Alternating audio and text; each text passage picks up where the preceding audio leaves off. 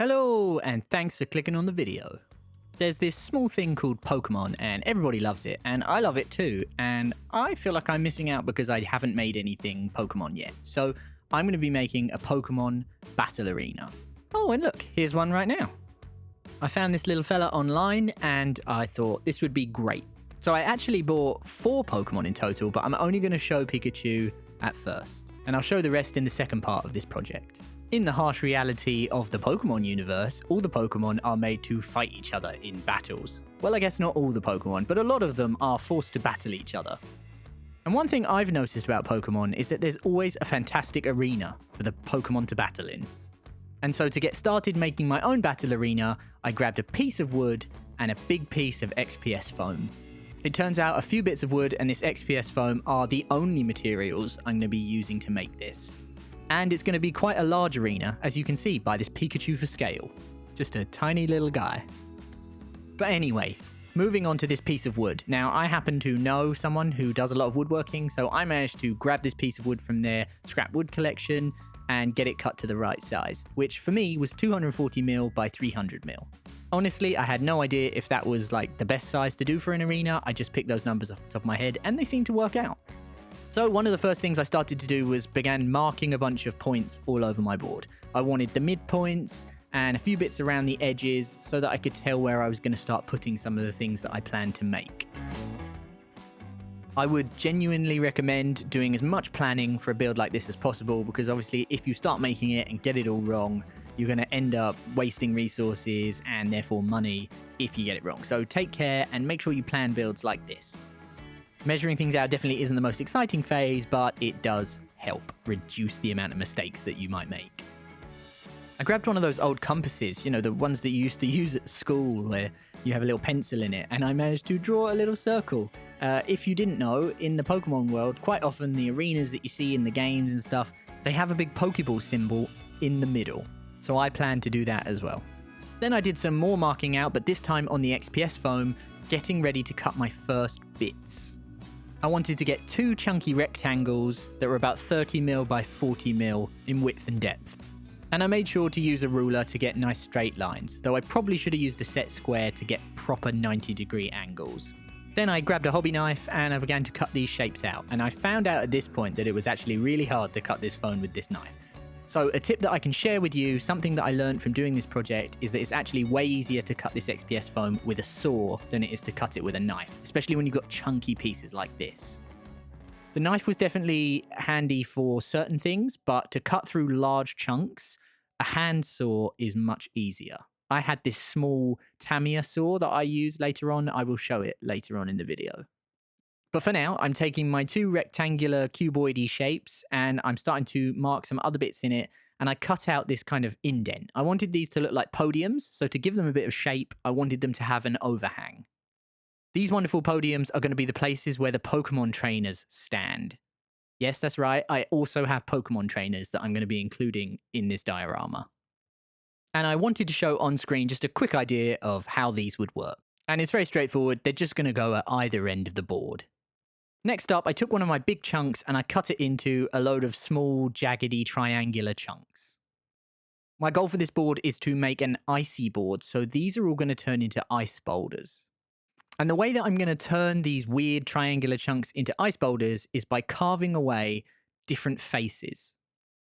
I carved lots of different angles and faces off of the side of these pieces, all sort of randomly around, until I got something that looked kind of vaguely icy or bouldery. And I have to admit that this actually went surprisingly well and was surprisingly easy. And I honestly think anyone could do this. If you've got some XPS foam and you have a knife, you could totally make cool looking icy terrain with very little effort and time. I wasn't very good at this process at the start, and this is my first rock, so it didn't go that well, but it did go all right, and I definitely got better at doing this as I went along. The key thing is to do all of your cuts randomly to make sure that everything looks as organic as rocks do.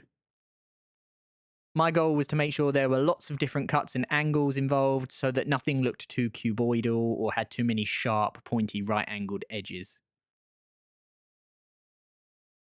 It was also really easy to get into a bit of a flow state with this and just kind of lose yourself in the cutting away at little parts. It's also not very dangerous. As long as you make sure to cut away from yourself, then there's no risks to fingers on this one. And just in case there's any young people watching my video, then please make sure you get an adult to help you with any knife stuff that you're doing. And for anyone else, just be careful. After a little while, I had my first collection of rocky pieces. You can see there's all kinds of different ones. Some are a bit sharper, some a bit flatter, some are smaller, like these ones. And, you know, I just kept going and kept making loads more rocks than I probably will ever need. I even made a few really, really tiny ones like this, as I knew that to make this look real, I would definitely have to have lots of variation in these boulders. The collection of boulders steadily grew, until I decided it was time just to have a bit of a rough mock-up and a bit of a look at what I was going to plan to do with them. So with this very sped up footage, you can see that I started to arrange them around the edges of the board. Just messing around with the placement, placing them randomly to see what might work. And then, of course, I had to add back my 2 podiums from before, just to get a vibe of what the board is going to feel like. And this is one of those projects where even at this early stage, I can really easily tell that this is all going to work and that this is pretty cool, and I think everything is going to work out pretty good. I was genuinely surprised that the rocks were so easy to shape. A few more bits of wood just appeared, and those bits of wood are going to be the frame. Something that I wanted to have around this diorama just to make it look neater, and because in the real sense it will border out the arena and also look like it contains the water that this diorama will have later on. To attach these pieces of wood to the ends, I just used super glue and stuck them down. I'd made an error on my calculations for the side pieces, and so I actually had to chop off a little bit more. And the saw I'm using in this clip is the saw I mentioned earlier that's also really good for cutting the foam. It's a bit better for cutting the large chunks than the hobby knife is. With the ends of the wood chopped off, the pieces would now fit more perfectly into place. And so I glued them all in to make sure that I had that nice frame. If you don't have wood, you could totally make this board and this frame with other materials. You could make it out of the foam. You could use cardboard, grey board, plasticard, pretty much anything that will be strong enough to hold this thing together. And then after gluing the final bits into place, I did do a bit of sanding just to make sure all the edges were nice and smooth and nobody was going to get any splinters from this in the future. Here I present 2 more chunks of foam that I'm going to turn all into a bunch of icy boulders. I'm going to use the same methods as before, but this time I'm going to experiment a bit more with some more varied shapes. So that included making some flatter boulders, some taller boulders, some boulders with indents in the middle, and loads of various other stuff. So I'm going to leave you with some music as I zip through making the rest of the boulders on screen, and I'll come back when they're all done.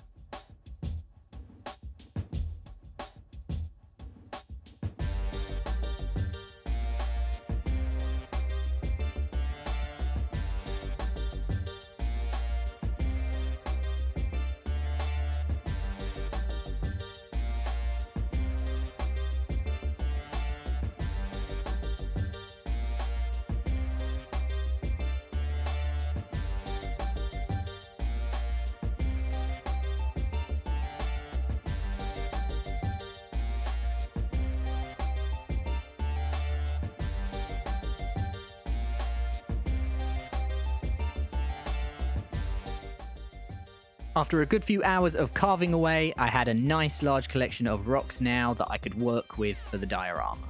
And something I did off camera, but that was very important, is I ended up remaking these podiums with the overhangs. They were a bit unneat, some of the pieces got a bit roughed up because I used the knife, so I got a bit of help and I ended up using a bandsaw to get much neater cuts. If you're doing this and you don't have access to that kind of saw, you can just use a handsaw, but just try and be really, really neat, and you'll probably get something that's good enough to use.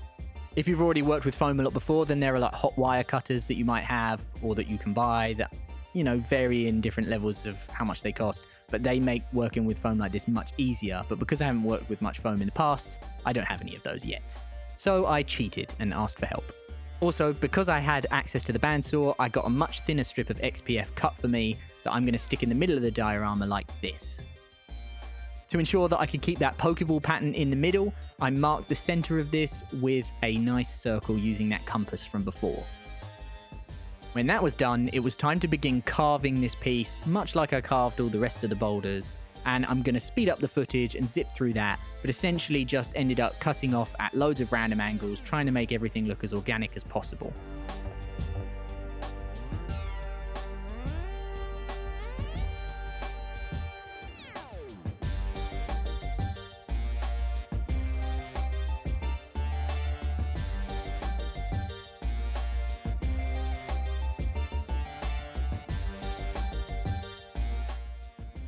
For a bit of extra flair, I thought it'd be fun to cut one of the corners away completely and have that as a bit of ice that's floating away from the mainland.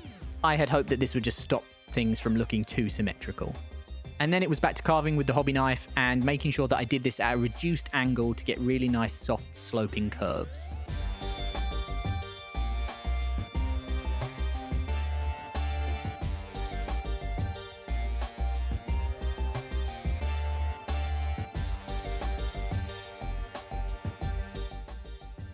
And with that centerpiece carved, this is what the mock-up now looks like. And you can see that with those extra boulders and that nice middle piece, the structure of this diorama is pretty much there. So as I add in those neater podiums that I created as the final touches to this structure, it's really clear to see how everything is going to fit. Whilst nothing's painted or primed yet, the blue of the foam does kind of help make this feel icy. And then it was time to spray paint the entire wooden base without any of the foam, because I wasn't sure if the foam could be spray painted because it might melt the foam. And before I began to glue everything down, I decided there was one last little thing that I had to make. So I cut some small squares out of the old rubbishy podiums, and I decided to try and make those into ladders.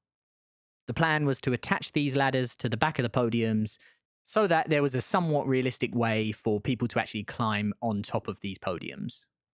Carving such small intricate shapes was much harder, and so it didn't end up quite as neat, but it was good enough. So I started to glue everything together.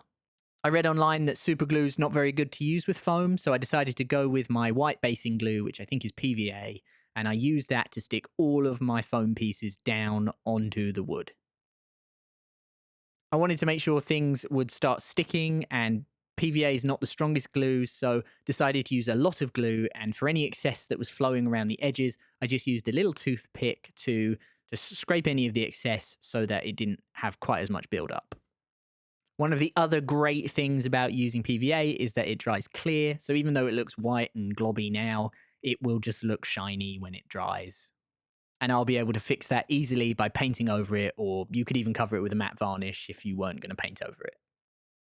I had forgotten where I placed all the boulders the first time round, so I had to have another go at where I was going to put all of the different boulders. So this is me speeding through that process, and this is the final layout that I decided upon. So then keeping all of these boulders in place, I then glued everything where it was.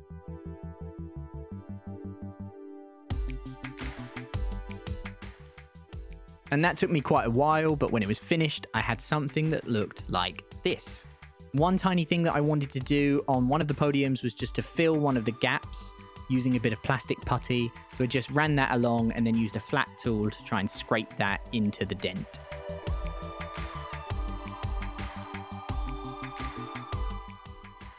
The last step of this video is to use a primer, and like I said, because I don't want to aerosol the foam because I don't know if it will melt it, I'm going to have to brush the primer on. So I grabbed this grey primer from AK and I grabbed a big brush because in the past I've talked about not having big enough brushes. So I ordered 2 extremely big painting brushes that are probably supposed to be used for walls and not miniatures, but they're definitely going to save me more time, so it's worth it. I'll leave you with a bit of music as I quickly speed through the priming process, and then I'll rejoin you when that's done.